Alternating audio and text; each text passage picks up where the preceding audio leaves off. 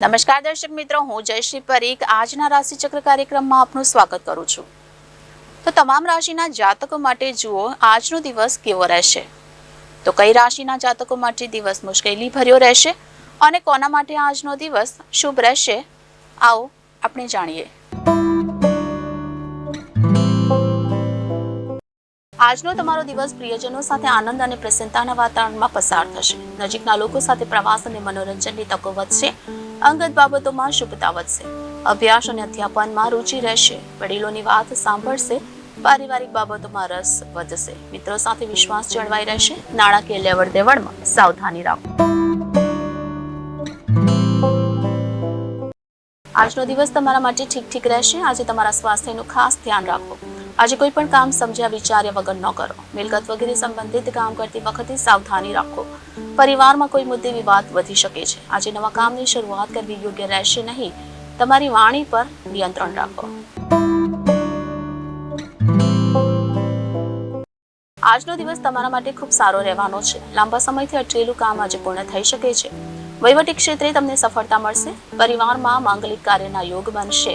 આજે તમે કોઈ જૂના મિત્રને મળી શકો છો। નોકરી સંબંધિત કામના કારણે તમારે વિદેશ પ્રવાસ પર પણ જવું પડી શકે છે।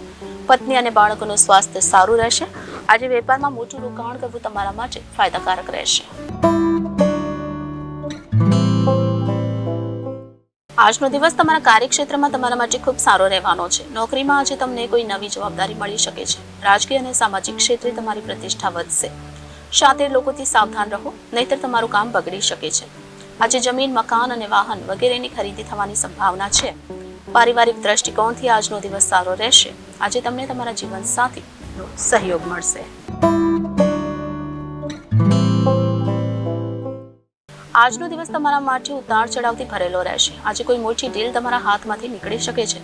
નોકરિયાતોએ આજે અધિકારીઓ સાથે બિનજરૂરી વિવાદમાં ન પડવું, નહીતર તમારા કાર્યસ્થળ પર ભારે નુકસાન સહન કરવું પડી શકે છે। પરિવારમાં પૈતૃક સંપત્તિને લઈ મતભેદની સ્થિતિ સર્જાશે। આજે તમારી પત્ની સાથે કોઈ મુદ્દે વિવાદ થઈ શકે છે। તમારા સ્વાસ્થ્યનું ધ્યાન રાખો। વાહન વગેરે ચલાવતી વખતે સાવધાની રાખો। આજે તમારે વ્યવસાયના દ્રષ્ટિકોણથી આજનો દિવસ તમારા માટે ખૂબ સારો કહી શકાય તેમ નથી। આજે તમારું બનતું કામ બગડી શકે છે। તમારા બિઝનેસ પાર્ટનરથી સાચવીને રહો, નહીતર તમને મોટું નુકસાન થઈ શકે છે।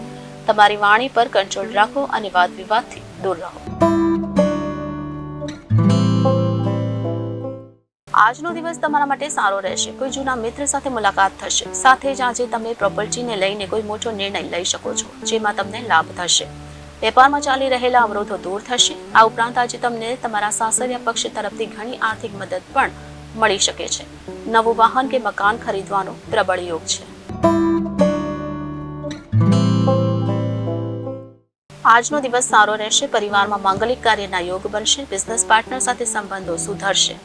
તમને તમારા કાર્યક્ષેત્રમાં કોઈ મોટી જવાબદારી મળી શકે છે। નોકરિયાત લોકો માટે પ્રમોશનની સંભાવના છે। વહીવટી ક્ષેત્રે સફળતા મળવાની સંભાવના છે। પરિવારના કોઈ સભ્યને નોકરી મળી શકે છે। આજે તમને નવું વાહન ખરીદી શકો છો। શેર માર્કેટમાં કામ કરતા લોકો માટે આજનો દિવસ સારો રહેશે। આજે પરિવારમાં કોઈનું સ્વાસ્થ્ય બગડી શકે છે। કોઈ પણ અનિચ્છનીય બનાવ બની શકે છે। વાહન વગેરેનો ઉપયોગ આજે સાવધાની સાથે કરો, અન્યથા અકસ્માત થવાની સંભાવના છે। આજે વેપારમાં મોટું રોકાણ કરવું સારું નહીં રહે। પરિવારમાં ઝઘડા વગેરે થઈ શકે છે। વાણી પર નિયંત્રણ રાખવું આજે ખૂબ જરૂરી છે। પત્નીના સ્વાસ્થ્યની ચિંતા તમારા મનમાં રહેશે। શત્રુ પક્ષનો વિજય થશે। આજનો દિવસ તમારા માટે ઠીક રહેશે। પ્રોપર્ટી સંબંધિત રોકાણમાં સાવધાની રાખો। કોઈ પણ નિર્ણય પેપર વર્ક જોઈને જ લો, નહીં તો આજે તમને મોટું નુકસાન થઈ શકે છે। વહીવટી ક્ષેત્રે ચાલી રહેલા કામમાં આજે વિઘ્ન આવશે। શત્રુ પક્ષો પ્રબળ થશે। પત્ની સાથે વિવાદની સ્થિતિ સર્જાઈ શકે છે। મિલકત વગેરે બાબતે તમારે કોર્ટમાં જવું પડી શકે છે।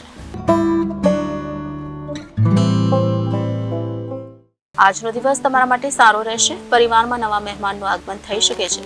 આજે તમને ધન લાભ થઈ શકે છે। રોકાણ કરવા માટે આજનો દિવસ ખૂબ જ સારો છે।